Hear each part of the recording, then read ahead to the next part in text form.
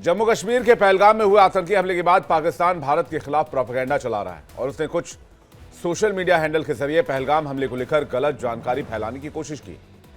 यानी एक तरह से प्रोपेगेंडा वॉर इसे कहते हैं, ताकि भारत में जो पक्ष में माहौल बना हुआ है उसको डेंट किया जा सके, भारत के खिलाफ माहौल बनाया जा सके। कुछ पाकिस्तानी न्यूज चैनल और यूट्यूबर इस प्रोपेगेंडा का हिस्सा बनकर भारत को बदनाम करने की कोशिश करने लगे, लेकिन भारत सरकार ने ऐसा कदम उठाया कि इन सभी चैनलों का प्रोपेगेंडा बेकार हो गया और पाकिस्तान पर हिंदुस्तान ने ऐसा हंटर चलाया कि पाकिस्तान की बोलती ही बंद हो गई। ये तो सिर्फ शुरुआत है। भारत पाकिस्तान को अब ऐसे ही हर बात पर सबक सिखाएगा, क्योंकि पाकिस्तान वो मुल्क है जो बगैर एक्शन के या बगैर दबाव के सुधरने वालों में से नहीं है। भारत ने 23 मई तक पाकिस्तान के लिए एयर स्पेस को पूरी तरह से क्लोज कर दिया है। इतना ही नहीं, डाक सेवा और शिपिंग लाइन भी बंद करने की योजना बनाई जा रही है, क्योंकि भारत ने ठान लिया है कि पहलगाम के गुनाहगारों को, 26/11 के गुनाहगारों को, 93 के बम धमाकों के गुनाहगारों को, पुलवामा के गुनाहगारों को, उरी के गुनाहगारों को, इस देश में जितने बार भी आतंकी हमले हुए उनके गुनहगारों और पनाहगारों को सजा देने का वक्त आ चुका है। यही वजह है कि पाकिस्तान अब खौफ में है। यही वजह है पाकिस्तान पूरी दुनिया में मीडिएशन की बात कर रहा है, मध्यस्थता की बात कर रहा है। यही वजह है कि पूरी दुनिया में पाकिस्तान पहलगाम पर जांच की बात कर रहा है, क्योंकि पाकिस्तान को यकीन है कि भारत अब शांत नहीं बैठेगा। भारत हमला करेगा, भारत बदला लेगा। भारत ने अब तक स्ट्रेटेजिकली पाकिस्तान पर जिस तरह का प्रहार किया है, चाहे वो सिंधु जल संधि खत्म कर जल प्रहार हो, अपना एयर स्पेस बंद कर वायु प्रहार हो, इसलिए अब सबको सबसे बड़े बदले का इंतजार है। यानी भारत आतंकिस्तान का सफाया कब करेगा, आतंकियों को नेस्तनाबूद कब करेगा। कहा जा रहा है इस बार का बदला बालाकोट एयर स्ट्राइक से अलग और बड़ा हो सकता है, सर्जिकल स्ट्राइक से भी बहुत बड़ा हो सकता है, और इसके संकेत भी अभी से दिख रहे हैं।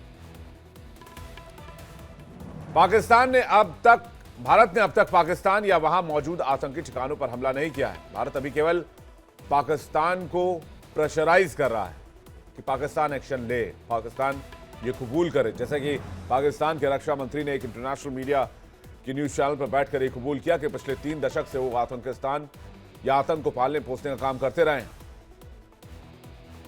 भारत की डिजिटल स्ट्राइक देख लीजिए, यूट्यूब सोशल मीडिया बैन किए गए, डॉन न्यूज के लिए, एयरवाई न्यूज के लिए, जियो न्यूज के लिए, बोल्ड न्यूज के लिए। इसके साथ साथ 16 ऐसे यूट्यूब चैनल से जिन्हें बैन कर दिया गया, क्योंकि भारत इस बार एक्शन चाहता है।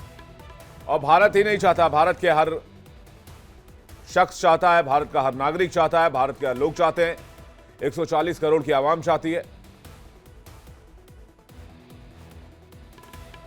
इसलिए सवाल बहुत जरूरी है, भारत की स्ट्राइक से आतंकिस्तान इस बार कैसे बचेगा।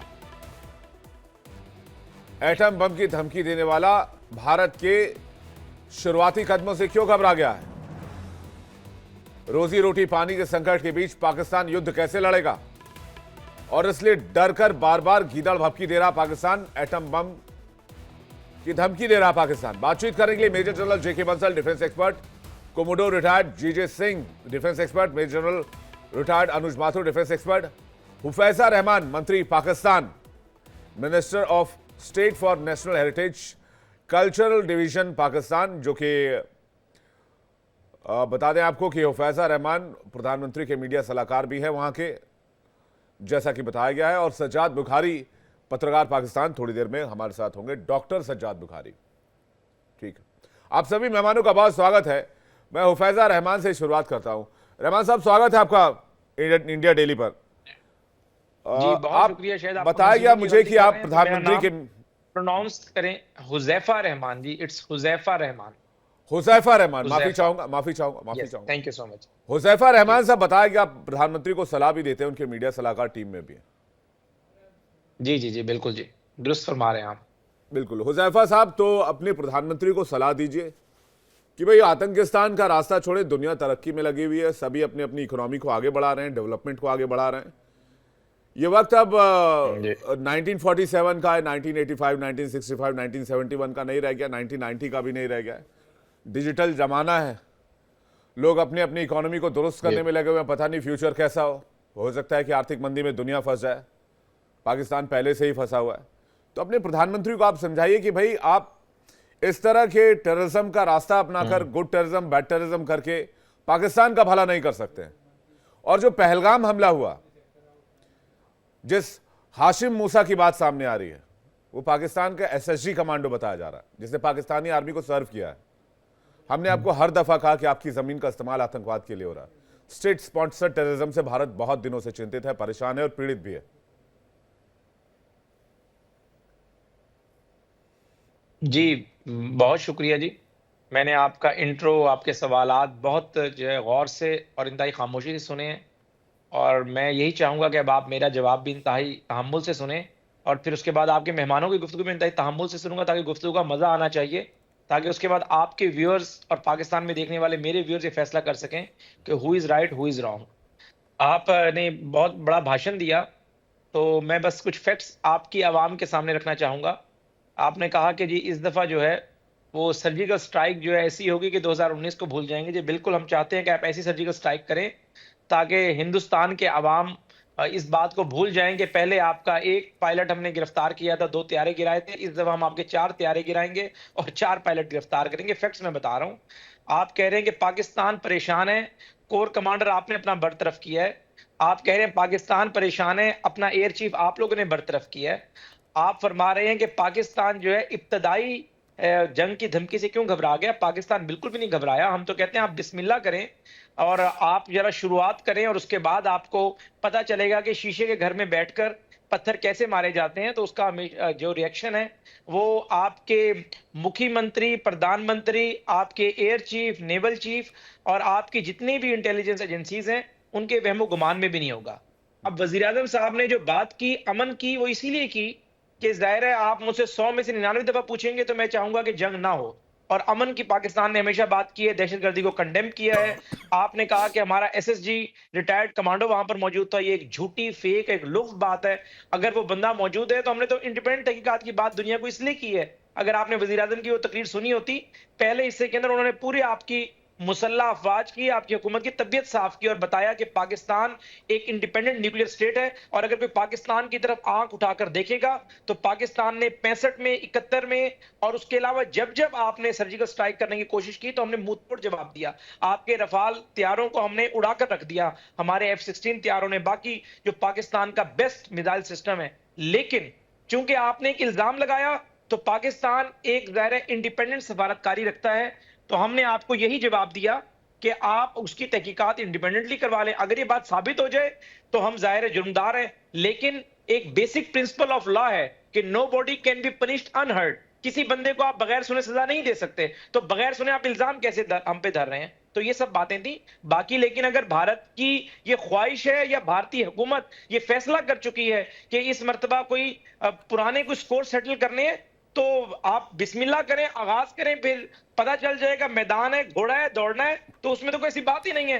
तो हमें, हमारी अफवाज ने वजीर आजम साहब से मुकम्मल इजाजत लेकर अपने तमाम न्यूक्लियर वेपन्स, अपना मिसाइल सिस्टम, अपनी मुसल्लह अफवाज, भारत का एक एक शहर हमारे टारगेट के ऊपर है। अगर आप ईंट मारेंगे पत्थर से जवाब आएगा। अगर आप अमन की बात करेंगे हम 10 दफा अमन की बात करेंगे। लेकिन आप अगर पाकिस्तान की अफवाज को ये समझते हैं कि वो कमजोर हैं, वो आपके गीदड़ भप्पियों के सामने डर जाएंगी, तो ये मैं आपको बता दूं कि हमारे पास वो जज्बा मुतहरिका है जो किसी हिंदू के पास नहीं है, और वो है जहाद का जज्बा जो हमारी हॉली बुक हमें देती है। और उसी जहाद के जज्बे ने हमेशा हमें आप लोगों पे बर्तरी भी दी, कामयाब भी किया। लेकिन अगर आप ये कहते हैं कि आप जो है हमारे साथ जंग चाहते हैं, तो हम जंग का जवाब जंग से ही देंगे। अगर आप अमन चाहते हैं, अमन का जवाब अमन से ही देंगे। लेकिन आप मेहरबानी फरमाएं, ना पाकिस्तान ने कभी एज अ स्टेट दहशतगर्दी को सपोर्ट किया, हमेशा पाकिस्तान ने दहशतगर्दी को कंडेम किया। 90,000 हमारे अफवाज ने इस दहशतगर्दी की जंग में अपनी जानों के नजराने दिए।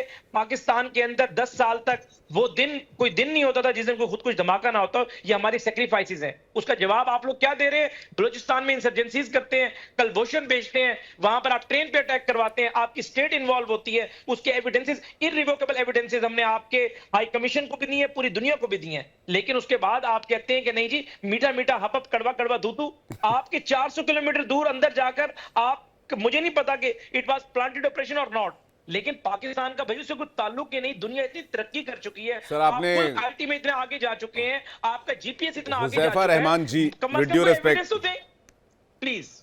आपने 3-4 मिनट का आपने 3-4 मिनट का वक्त लिया, आपने 3-4 मिनट का वक्त लिया। अब आपके जो गेस्ट बोलेंगे मैं तहम्मुल से ही सुनूंगा, यही गुफ्तगू का हुस्न होता है। आपने मैंने तय 3-4 किया इस मिनट बात का को। वक्त लिया, उसमें आपने भारत को एक आतंक समर्थक देश बता दिया, आपने बता दिया हम धमकी दे रहे हैं, आपने बता दिया आप एटमी हमला करेंगे, आपने बता दिया आप 65 का जंग भी जीते, आप 71 का जंग भी जीते, आपने वो तमाम फैक्ट्स रखे। आपने उसके अपनी इंट्रो में अच्छी बात कही थी कि भाई ये दर्शक फैसला करेगी कौन क्या कह रहा है, कौन सही कह रहा है, कौन गलत कह रहा है। चलिए मैं दर्शकों पर छोड़ता हूं। Exactly. मैं आपके सवाल का जवाब मैं माथुर सर और बंसल सर से ले रहा हूं, उसके बाद कोमोडोर जीजे सिंह के पास जाऊंगा। Mathur sir, over to you sir. Thank you. देखिए, ये मंत्री महोदय हैं तो इनको सलाम है मेरी तरफ से। मैं इनको सलाह भी देना चाहता हूं कि आप, धन्यवाद, मैं आपको ये बताना चाहता हूं कि इतिहास आपको पता होना चाहिए। 1965 में लाहौर में कौन था ये आपको मालूम होना चाहिए। 1971 में पाकिस्तान के 2 टुकड़े कैसे हुए ये आपको मालूम होना चाहिए। 1971 में 13,000 स्क्वायर किलोमीटर लैंड हमने वापस करी, वो आपको मालूम होना चाहिए। जो जंग आपने जीती, जो आप कह रहे हैं, उसमें 93,000 सोल्जर्स ने सरेंडर किया, ये आपको ज्ञात होना चाहिए। 1965 में हमने कितनी जमीन आपको वापस करी, ये मालूम होना चाहिए। 1999 में क्या हुआ जिसको कि आप मना करते चले गए, ये आपको मालूम होना चाहिए। ये तमाम बातें मैं आपको इसलिए बता रहा हूं कि जो हमको सुन रहे हैं उनको कोई गलतफहमी ना हो। वैसे एक बात और है, आप देखिए, मैं आपका कहना चाहता हूं कि उस इतिहास को झुठलाया जा सकता है जो कि पता नहीं हो। हमने जिया है इस इतिहास को। 71 हमने देखा है, आपने भी देखा होगा, 65 हमने देखा है। तो इस तरीके से मुझे लगता है कि इस प्रकार से ये बात करना ये ठीक नहीं है। दूसरी बात, मैं आपको 2-3 और वाकये बता देना चाहता हूं।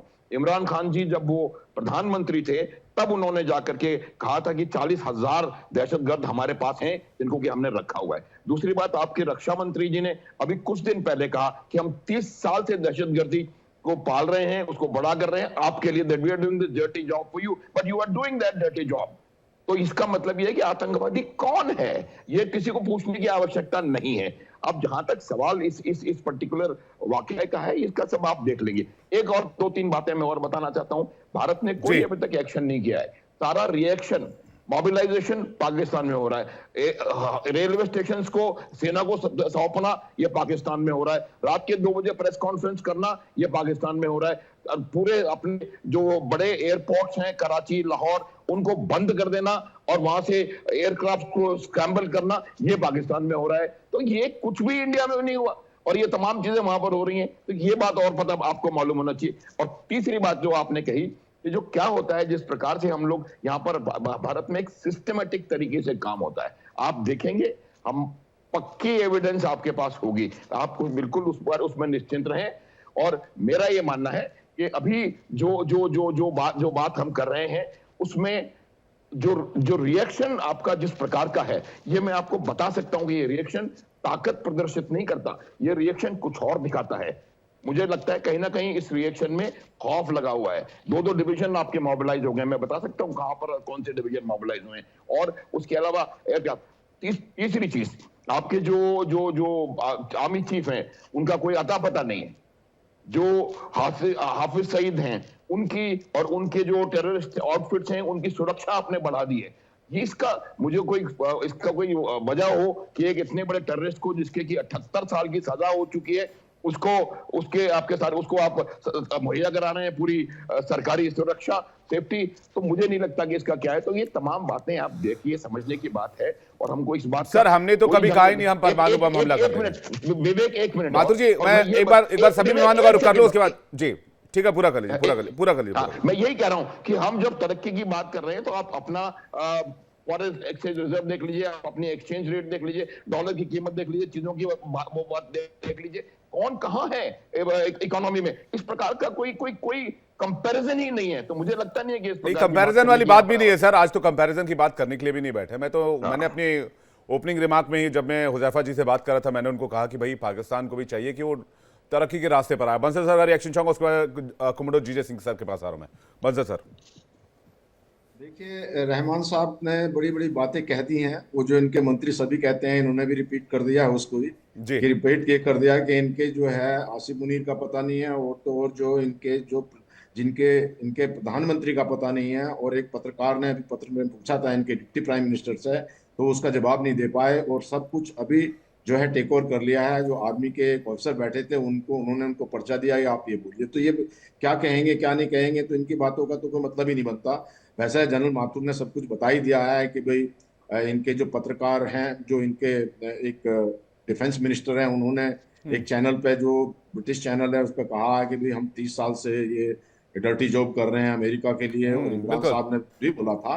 और जो बार बार जिहाद की बात कर रहे हैं, ये इस तरह का ये जिहाद की बात क्या बताते हैं। वो तो इनके जनरल मुनीर ने कहा कि भाई हाँ, सिविलाइजेशन भाग करने की कोशिश कर रहे हैं ये। नहीं, इन्होंने कहा कि हमारा जो कॉन्सेप्ट है जिहाद का, वो हिंदुओं पर बहुत भारी है।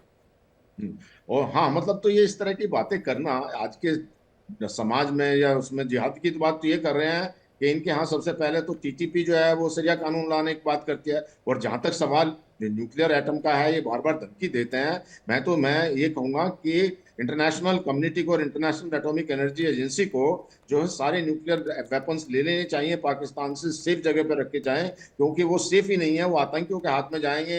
हाफिज सईद जैसे जो क्रिमिनल हैं, जिनको ऑलरेडी सजा हो चुकी है, उनके हाथ में जाएंगे। तो ये इस तरह की बात करने से कोई फायदा नहीं है। दूसरा, इनको ये भी पता होना चाहिए कि हमने जरूर, हमारी नो फर्स्ट यूज है, लेकिन जो हमारी सेकंड स्ट्राइक कैपेबिलिटी है वो ऐसी है कि अगर एक टैक्टिकल वेपन, न्यूक्लियर वेपन इन्होंने कोई इस्तेमाल भी किया, तो पूरा जो है पाकिस्तान नक्शे से ध्वस्त हो जाएगा। और जो उसको रख रखाव के लिए पैसों की जरूरत है, इनकी सेना के पास में कोई पैसा नहीं है। जो बिना बुनियाद के जो बात कर रहे हैं, इनका $7 बिलियन जो है डिफेंस बजट है, हमारा $80 बिलियन है। इनका फॉरेन रिजर्व $10 बिलियन करीब है, हमारा 700 के करीब है।